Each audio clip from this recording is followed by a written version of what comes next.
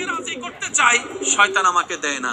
আমি তোমাকে রাজি করার জন্য নামাজ পড়তে চাই, সকালে ফজরের নামাজ পড়ার জন্য আমি মোবাইলে অ্যালার্ম দিয়ে রাখি, আর শয়তান এমন ভাবে আমাকে ভুলাই দেয়। ফুটবল খেলার জন্য আমাকে আধা ঘন্টা আগে ঘুম থেকে তুলে দেয়, কিন্তু ফজরের জন্য আমাকে সে উঠতে দেয় না, আমাকে উঠতে দেয় না। কথা বলেন ঠিক কিনা?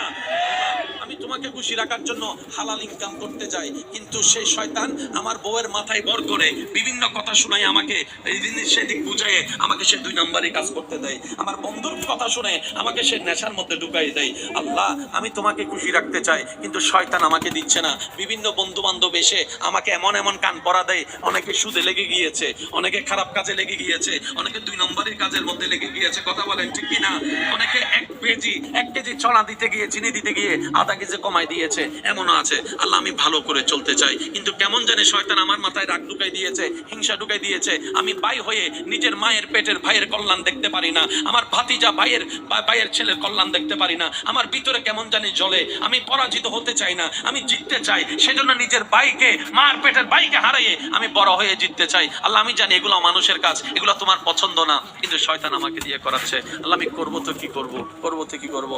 রব বলে যে, আমাকে কি সত্যি তুই খুশি করতে চাস? আমরা বললাম, আল্লাহ, চেষ্টা তো করি তোমাকে খুশি করার, কারণ জমিনটা তোমার, তুমিই থাকতে দিয়েছো, দেহটা তোমার, তুমি আমাকে দান করেছো, চোখ দুইটা তো তোমার করা দান। সুবহান আল্লাহ।